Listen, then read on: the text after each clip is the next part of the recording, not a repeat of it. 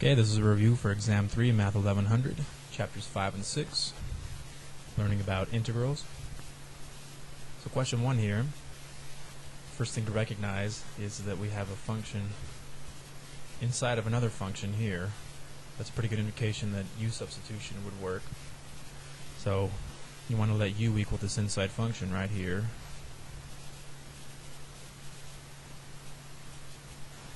So then du is 3x squared dx. And then what you want to check is, do you have this expression in your integrand here? And we do. We have 3x squared dx. So this 3x squared dx is going to get replaced with du, and this x to the third minus 2 is going to be replaced with u. So the integral becomes the integral of u to the third du. And then using just the basic power property of integration, you add 1 to the exponent and divide by it. And then go back and undo your U substitution. U was equal to x to the third minus 2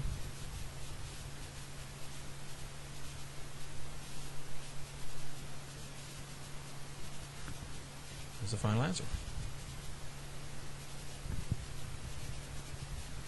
Okay, similar situation, we have an inside function right here, 5x to the third minus 1, so that's going to be our u. U is equal to 5x to the third minus 1, so du is equal to 15x squared dx. So we have the x squared dx, but it's supposed to be 15x squared dx. We've got 45x squared dx. So what we're going to do is move the 45 out in front of the integral sign. And then we need to have a 15 in front of the x squared, so I'm going to go ahead and place a 15 there, and then divide by 15 out there.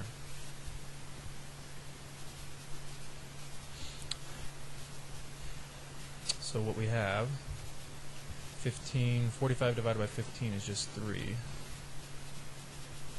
it becomes a 3 right there.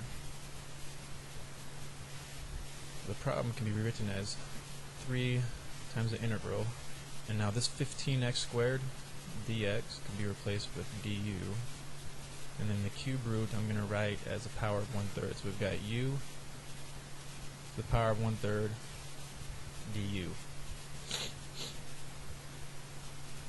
And then using, again, the basic power property of integration, you add 1 to the exponent, so this becomes u to the 4/3, and then you traditionally will divide by that exponent, but instead of dividing by 4/3, I'm going to multiply it by 3/4 plus c. This 3 times this 3 equals 9, so we've got 9/4 u to the 4/3 plus c. So go ahead and undo the substitution for u, and we've got 5x to the third minus 1 to the 4/3 times 9 all over 4 plus c.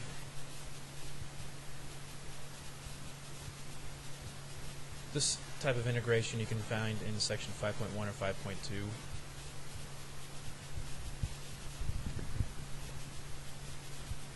Okay. Now this one here, number 3 and number 4, they're similar. When the integral is written as a fraction with a numerator and a denominator, one rule that's really easy to use if you can make it work is the integral of du over u is equal to the natural log of the absolute value of u. So that's what we're going to try to hope happens either here or both. So if we let the denominator equal u, then du is equal to 2x minus 10. And you can see we don't have that. We have 10 dx. And there's no way we can place an x here and divide by x. That just doesn't work with integration. So U substitution doesn't work on problem 3. if it's written as a fraction like this and U-substitution can't get you to du over u or something of that form, then you can try what we talked about in section 6.2, partial fractions. So I'm going to go ahead and factor the denominator as x times x minus 10, and then just taking this, forgetting about the integral for a second, 10 over x times x minus 10 has two partial fractions, a over x plus b over x minus 10. So using partial fraction decomposition, the technique learned in 1050, we reviewed it last week, we can find the value for a and b by multiplying both sides by the lowest common denominator, x times x minus 10. That LCD is distributed to all three fractions. You'd end up with an expression of 10 equals a times x minus 10 plus bx.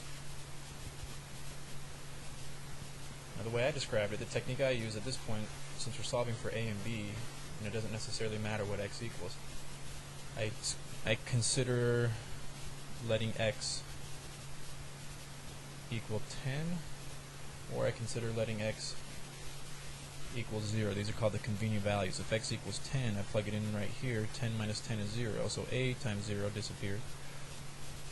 And similarly, if I let x equal 0 and plug it in right here for x, 0 times b is 0, so the b disappears. So doing things one at a time, if I let x equal 10, then this entire equation reduces to 10 equals 10b, therefore b equals 1. If I do the same thing again and let x equal 0, plugging in a 0, and this entire equation reduces down to 10 equals negative 10a, so a equals negative 1. So now coming back to the original, we were taking the integral of this combined expression, but this can be split up into two integrals. The integral of negative 1 over x dx plus the integral of 1 over x minus 10 dx. Those are just these partial fractions here, substituting in the value for a and b. Okay, this one, if I move the minus sign out front, it's the integral of negative 1 over x, or the negative integral of 1 over x dx, which is simply the natural log of x.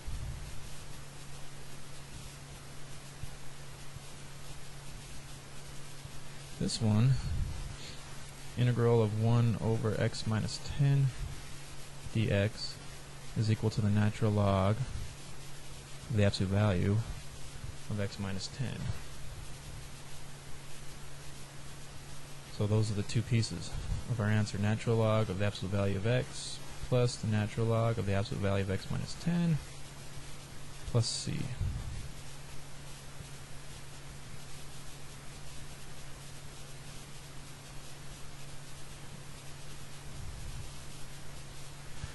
Now number 4 over here, I'm going to start the same way number 3, trying just a simple U-substitution without having to do partial fractions. So if I let the denominator here equal u, then du is 8x to the third dx, which we have right there. Save for the minus sign, this minus sign can just be moved out front. So this becomes the integral of negative integral of du over u, which is negative natural log of the absolute value of u, which is negative natural log absolute value of 2x to the fourth minus 1 plus c.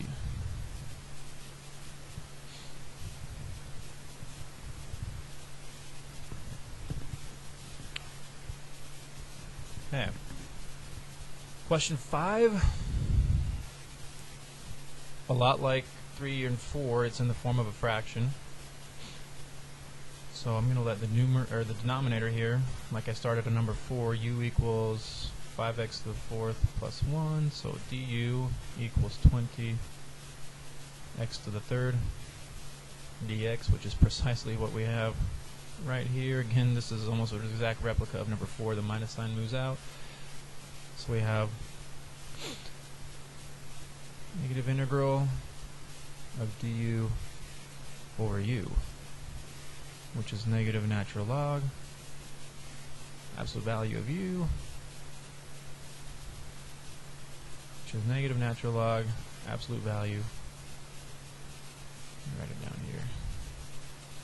Negative natural log is the absolute value of 5x to the 4th plus 1 plus c.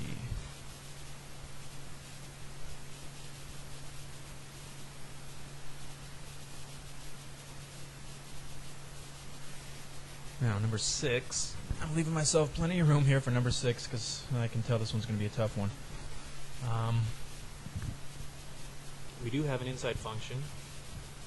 5x is inside of the natural log, and x is also inside of the square root. So we have two inside functions. We could try, and like I said with problem number 1, typically when you have inside function, U-substitution can work.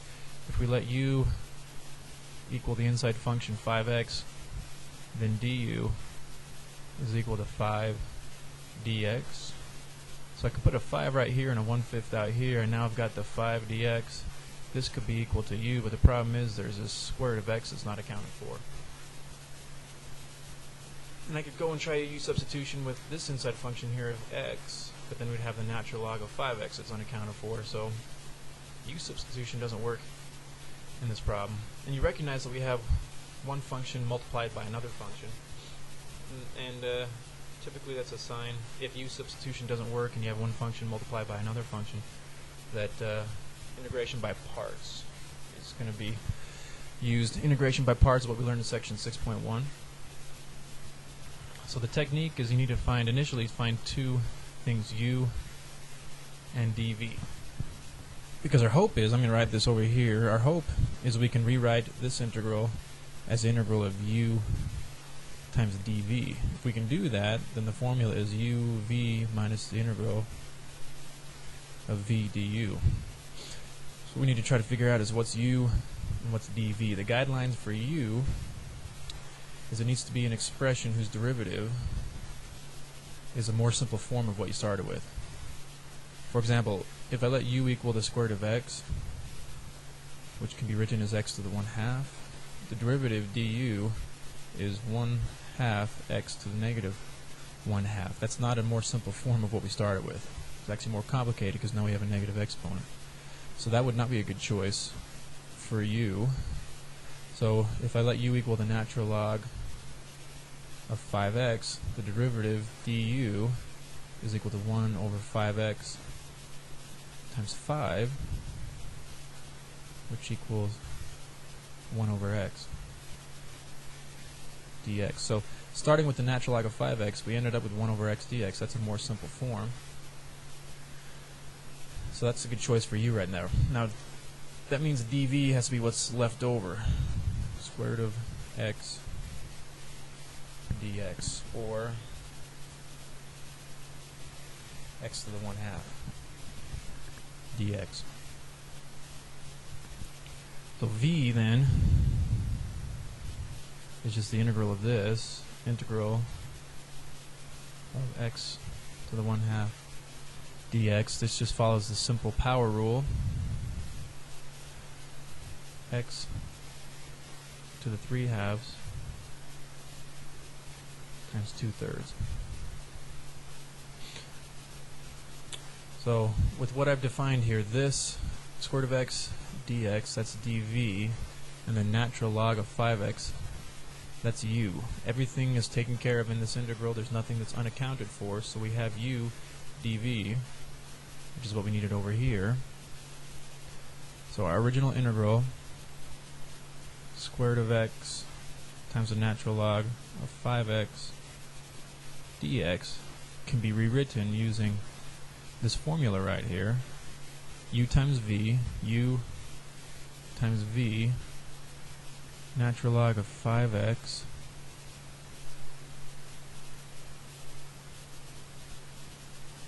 times 2/3 x to the 3/2 minus the integral of v Now instead of writing the 2/3 x to the 3/2, I'm going to put the 2/3 out here. So there's x to the 3/2 times du